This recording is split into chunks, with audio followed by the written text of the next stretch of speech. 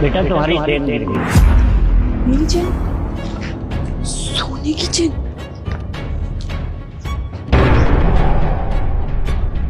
Madam ये आपकी ही है ना? हाँ तो ये चेन मेरी ही है।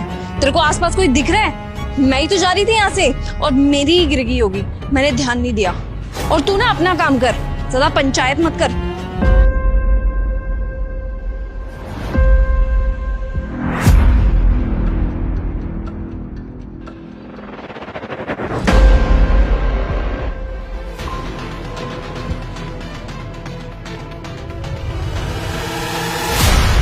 मैडम आपके पैसे गिर गए। मेरे पैसे? इतने सारे पैसे? मैडम ये पैसे आपके ही है ना? हाँ हाँ, ये पैसे मेरे ही हैं। मेरे नहीं होंगे तो किसके होंगे? और कोई दिख रहा है क्या आपको मेरे अलावा यहाँ पे? और आपके तो हो ही नहीं सकते। तो अपना काम करिए। ठीक।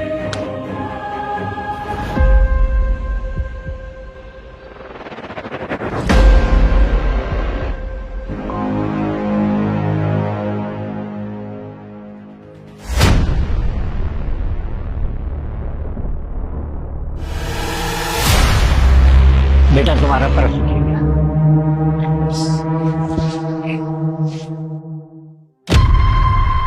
नहीं नहीं अंकल जी, ये मेरा पर्स नहीं है, क्या पता किसी का होगा। लो। अरे बेटा आपका ही होगा, गिरा हुआ है। नहीं नहीं अंकल जी, मैं सच बोल रहा हूँ, ये मेरा नहीं है। लो। अच्छा आपका नहीं है? हाँ हाँ अंकल जी पक्का। लो। क्या बात है बेटा, तुम इतने ईमानदार हो। पैसों से भरा हुआ पर्स तुम्हें मिला और तुमने वापस कर दिया। अरे आजकल के जमाने में ऐसे लोग कहाँ मिलते हैं। अरे अंकल जी कैसी बात कर रहे हो आप? जब ये पर्स मेरा है ही नहीं तो मैं इसको लूं क्यों? और जिसका होगा क्या पता वो कितना परेशान हो रहा होगा। अगर वो आपको मिले ना तो उसको जरूर दे देना। अंकल जी मेरा अंदर इंटरव्यू है, मैं लेट हो रहा हूँ। जाऊँ अंकल जी? ठीक है बेटा जाओ, मेरा आशीर्वाद है कि तुम जरूर पास हो जाओगे। जी अंकल जी।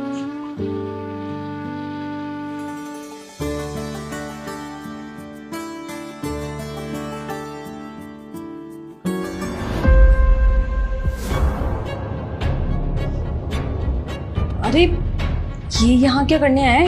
पता नहीं, पर देखने में तो भिखारी सा लग रहा है। लग तो भिखारी ही रहा है। अबे ओए, तू यहाँ पे क्या करने आया है? कुछ नहीं मैडम, मैं तो बस इंटरव्यू देने आया हूँ। क्या सीरियसली इंटरव्यू देने? तेरे को दिख नहीं रहा हम इतनी बड़ी बड़ी डिग्रियां लेकर के बैठे हैं और तब आए यहाँ पे इंटरव्यू देने के लिए, और तू ऐसे ही मुंह उठा करके यहाँ पे आ गया? और तेरे को देख के तो साफ पता लग रहा है कि तूने ग्रेजुएशन के अलावा कुछ किया नहीं होगा। चल निकल यहाँ से अभी के अभी।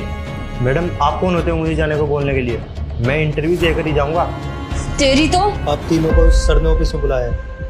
तीनों को? पता नहीं, वैसे मुझे लगता है अंदर जाके रिजेक्ट ही होगा। जा दे ले इंटरव्यू। हेलो सर, मैं ना आपकी बहुत बड़ी फैन हूँ और मैं काफी टाइम से ना इस कंपनी में इंटरव्यू की सोच रही थी। और आप ये बताइए, आप हमारे यहाँ नौकरी क्यों करना चाहते हैं? सर मैं बहुत ज्यादा ईमानदार हूँ और मैं बहुत ज्यादा क्विक लर्नर भी हूँ। मैं सेकंड्स में ना नया काम सीख लेती हूँ, और अगर मैं आपकी कंपनी में काम करूंगी ना तो सर मेरा नाम भी होगा और मेरे को फायदा भी मिलेगा। तो इसीलिए सर मैं यहाँ पे इंटरव्यू देने के लिए आई हूँ। अच्छा, और आप में ऐसा क्या है कि हम आपको नौकरी दें? सर मैं ना बहुत मेहनती हूँ और कोई भी काम ना मैं मेहनत के साथ करना जानती हूँ। Very good. और आप? सर मैं इनकी तरह ज़्यादा पढ़ा लिखा तो नहीं हूँ, लेकिन मुझे अपनी मेहनत पे और ईमानदारी पे पूरा यकीन है। सर आप मुझे कोई भी काम दोगे ना तो मैं इसमें अपनी पूरी जी जान लगा दूंगा और आपकी कंपनी को मेरी वजह से बहुत फ़ायदा होगा। और सर मैं गरीब फैमिली से हूँ, मैं अपनी फैमिली के लिए कुछ करना चाहता हूँ, तो ये जॉब मुझे इसलिए चाहिए। गुड। हाँ तो आप क्या कह रही थी? आप बहुत ईमानदार हैं। जी सर। हाँ देखी मैंने आपकी ईमानदारी, कैसे वो चैन उठा करके ले गए आप। क्या कह रहे हैं सर आप? कौन सी चैन, किस बारे में बात कर रहे हैं? मुझे पता नहीं है। बाहर सिक्योरिटी गार्ड ने चेन फेंकी और आपसे पूछा कि वो चेन आपकी है, तो आपने बेझिझक बोल दिया कि हाँ वो चेन आपकी है। क्या बात है, कितनी ईमानदारी है ना आप में। और आप तो कह रहे थे कि आप बहुत मेहनती हैं, तभी तो आपने वो पैसे उठा लिए जो सिक्योरिटी गार्ड ने वहां पे फेंके थे। मतलब सर? समझाता हूँ, बहुत आराम से समझाऊंगा। और मोहित आप मेहनती भी हो और ईमानदार भी, तो इसलिए ये नौकरी आपको मिलती है। क्या? Thank you sir. क्या सर? आप इसको ऐसे कैसे नौकरी दे सकते हो? अभी तो आपने इंटरव्यू लिया भी नहीं। सर मैंने बहुत मेहनत की थी इस इंटरव्यू के लिए। एग्जैक्टली सर, हमारी क्वालिफिकेशन का कोई फायदा नहीं है क्या? आपने इंटरव्यू तो लिया नहीं और इसे सिलेक्ट कर लिया। और तो और सर, ये हमारे जितना एजुकेटेड भी नहीं है। अच्छा, अब अच्छी तरीके से समझ में आ रहा है सर। जरूर इसकी सिफारिश आई होगी ना आपके पास, तभी आप इसे काम दे रहे हैं। नहीं तो इसमें ऐसा है क्या जो ये इतनी बड़ी कंपनी में काम करे? एक सेकंड, आप दोनों शांत रहिए। आपका इंटरव्यू तो पहले से ही बाहर हो चुका है। वो चैन, वो पैसे और वो पर्स, वो सब मेरा ही तो प्लान था आप तीनों का लॉयल्टी टेस्ट लेने का। उसी लॉयल्टी टेस्ट की वजह से मुझे पता चल चुका है कि आप कितनी बेईमान हो और आप भी हमारी कंपनी के लायक नहीं हो। तो आप भी जा सकते हो यहाँ से। अब देखिए ना, आप दोनों तो हमारी कंपनी को पैसों के लालच में कभी भी धोखा देके जा सकते हो। तो अब आप ही बताइए, आप जैसे पढ़े लिखे बेईमानों को मैं नौकरी दूं या थोड़े से कम पढ़े लिखे लेकिन ईमानदार आदमी को? क्योंकि काम तो कंपनी भी सिखा देगी ना। उसके लिए जरूरत है मेहनती और एक ईमानदार इंसान की। तो आप दोनों जा सकते हैं अब। Okay sir.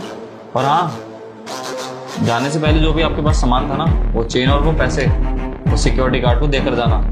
तुम्हारे बाप का सामान नहीं है वो। जाओ। मोहित, शिट। नमस्ते मैम। आप कौन? मैम वो सोफ़ा रिपेयर करने वाला हूँ। कोई आपके घर में पुराना सोफ़ा वोफ़ा हो तो बता दीजिए, रिपेयर कर देता हूँ। है तो सही मेरे पास काम, पर मुझे एक बात बताओ, आज से पहले तो तुम्हें आसपास कभी नहीं देखा। वो क्या ना मैम, मैंने अभी नया नया इधर आना शुरू किया है। इससे पहले मैं दूसरी कॉलोनी में जाया करता था। आज पहला दिन ही है मेरा इधर, तो आप मुझे कैसे देखोगे? अच्छा, कहाँ रहते हो? मैम साहब, सुल्तानपुरी में मेरा घर है, वहीं रहता हूँ। सुल्तानपुरी? सुल्तानपुरी तो यहाँ से बहुत दूर है। क्या डेली अप डाउन करते हो तुम यहाँ पर? मैम साहब, काम के चक्कर में तो दूर दूर आना जाना लगा ही रहता है। ये तो फिर भी पास में हो। हम तो 50-50, 100-100 किलोमीटर दूर जाके काम करते हैं। अच्छा, नाम क्या है वैसे तुम्हारा? नाम बताओ। दीपक। दीपक, ठीक है। अपनी कंपनी का कार्ड दिखाओ। जिस कंपनी से तुम काम करते हो, मुझे कार्ड देखना है। लाओ। कार्ड? मैम साहब, कार्ड तो कोई भी नहीं है। वो क्या है ना कि अभी मैंने नया नया काम शुरू किया है और मैंने अभी इसलिए कार्ड वार्ड छिपवाया नहीं है। क्या है ना कि मैं पहले ना किसी कंपनी में काम करता था, तो वहाँ से मेरी ना जॉब छूट गई। इसलिए मैं ना ऐसा काम करने स्टार्ट कर दिया हूँ। नया नया स्टार्ट किया तो मैंने कार्ड वार्ड कोई छपवाया नहीं है मैम। अच्छा, तेरे पास तो कुछ भी नहीं है ना? तेरी कंपनी का कोई नाम है ना? तेरी कंपनी का कोई कार्ड है तेरे पास तो कोई लिंक भी नहीं है। मैं कैसे मानूं कि तू सोफा ठीक करने वाला है? अगर तू कोई चोर उचक्का हुआ तो, और अगर मेरे साथ कोई मिस हैपनिंग हो गई, मैं घर में अकेली हुई तो क्या करेगा तू? इसका रिस्पॉन्सिबल होगा कौन? बोल। मैं ऐसे तुमको अंदर नहीं ले सकती। काम तो करवाना है मुझे, लेकिन मैं पूरी अवेयरनेस के साथ काम करवाऊंगी। तुमसे मैं काम नहीं करवा सकती। लेकिन अगर तुम सच में सोफा ठीक करने वाले हो तो एक काम करो, मुझे अपनी आईडी कार्ड दो। मुझे तुम्हारा आधार कार्ड देखना है। लाओ। ठीक है मैम।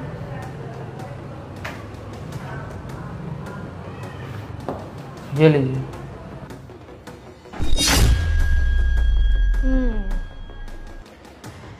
दीपक, सुल्तानपुरी। ठीक है दीपक, तुमने डिटेल्स तो ठीक दी है। मैडम, जो फोटो क्यों खींच रहे हो? कुछ नहीं, बस सिक्योरिटी पर्पस के लिए तुम्हारी फ़ोटो खींच के और तुम्हारी इस आईडी की फ़ोटो खींच के अपने हस्बैंड को और अपने फैमिली को भेज रही हूँ, ताकि मेरी सेफ्टी रहे। Take it. और मैंने अपनी लाइव लोकेशन भी उनको शेयर कर दिया है। अगर मेरे साथ कोई मिसहैपनिंग होती है तो सारी चीज़ें उनके पास ऑलरेडी प्रूफ के तौर पे मौजूद होंगी। अब तो मेरे घर में आ सकते हो और मेरे घर का काम कर सकते हो। आ जाओ, मैं तुम्हें काम समझा देती हूँ। कम। ठीक है। आ तो गया हूँ काम करने, पर मुझे तो कुछ आता ही नहीं है। अगर इसे पता चल गया, पता नहीं क्या होगा।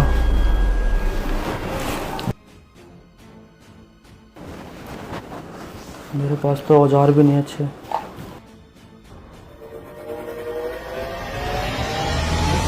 तुम नहीं हो ना सोफा ठीक करने वाले?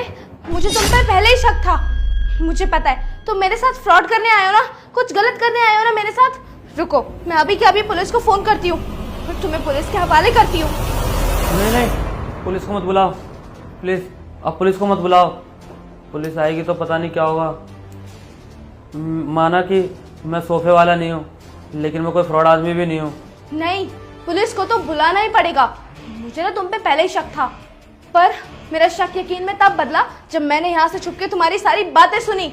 तुम्हें कोई काम नहीं आता और तुम मुझे शक नहीं होने देना चाहते थे। तुम चाहते थे कि मुझे ये चीज पता ना चले कि तुम सोफा ठीक करने वाले नहीं हो। लगता है अब आपको सच बताना ही पड़ेगा। किस सच की बात कर रहे हो तुम? कौन सा सच? जी हाँ, मैं सोफे वाला नहीं हूँ। मैं एक एनजीओ से आया हूँ, वो एनजीओ जो लोगों को अवेयर करने का काम करती है। एनजीओ की तरफ से? जी हाँ, अवेयर करने का काम। जैसा कि आपको पता है, हमारे देश के हालात बिल्कुल भी सही नहीं चल रहे। आए दिन लड़कियों के साथ कुछ ना कुछ दुर्व्यवहार, शर्मसार कर देने वाली हरकतें चलती रहती है। इसी को मद्देनज़र रखते हुए हम लोगों के घरों पे जाकर उनको अवेयर करते हैं कि वो किसी भी अजनबी को अपने घर में आने ना दें। जिस तरीके से भी हो सकता है हम लोगों को जागरूक करने में लगे रहते हैं, चाहे वो किसी के घर आकर के करना हो या फिर कहीं बाहर हो, क्योंकि लड़कियों का सेफ होने के लिए उनका खुद का जागरूक होना ज़्यादा ज़रूरी है। और मेरा तो ये मानना है कि हर लड़की के पास safety kit, women helpline number का होना बहुत ज़रूरी है। लेकिन मुझे बहुत अच्छा लगा आपको देख करके कि आप कितने अवेयर हो। पहले से आपको सब कुछ पता है। आपने मेरी एंट्री के वक्त फ़ोटो खींची, मेरे आईडी कार्ड मांगा और मुझ पर ज़रा सा शक होते ही सीधा पुलिस को फ़ोन लगाने लग गई। मुझे बहुत अच्छा लगा आपको देख करके। और अगर समाज में हर लड़की आपकी तरह अवेयर होगी तो समाज से क्राइम रेट वैसे भी गिर जाएगा। जी हाँ, विमेन सेफ्टी का बहुत ध्यान रखना पड़ता है। हमारे देश में लड़कियां आज के टाइम पे सेफ नहीं है, लेकिन हम कोशिश करते हैं कि अगर हम जागरूक रहेंगे तो हमारी सेफ्टी रहेगी, क्योंकि अपनी सेफ्टी करना अपने हाथों में है। इसीलिए मैं कभी भी किसी भी अनजान व्यक्ति को अपने घर में नहीं घुसाती हूँ, और अगर घुसाती भी हूँ तो उसकी सारी वेरिफिकेशन अच्छे से करके उसको अपने घर के अंदर प्रवेश होने देती हूँ। और मैं यही चीज़ें बाहर भी करती हूँ, क्योंकि सेफ्टी तो बाहर और अंदर दोनों जगह रखनी पड़ती है। और यही अवेयरनेस मैं अपने दोस्तों में भी फैलाना चाहती हूँ और फैलाती भी हूँ। और बहुत सी मेरी लड़कियां दोस्त मेरी इसी चीज़ को लेकर बहुत सेफ फील करती हैं और जागरूक भी हुई हैं, क्योंकि अगर हम खुद अवेयर रहेंगे तभी हमारी सेफ्टी होगी। ठीक है जी, बहुत अच्छा लगा आपसे मिलके। अब मुझे इजाज़त दीजिए, मैं चलता हूँ। थैंक यू सर, मुझे भी आपसे मिलकर बहुत अच्छा लगा। और बहुत अच्छा लगा ये जान के कि आप एक एनजीओ की तरफ से हैं और ये अवेयरनेस फैलाने आप सोसाइटी में निकले हैं। ये मुहिम आपकी बहुत अच्छी है। आपसे मिलकर खुशी हुई। नमस्ते।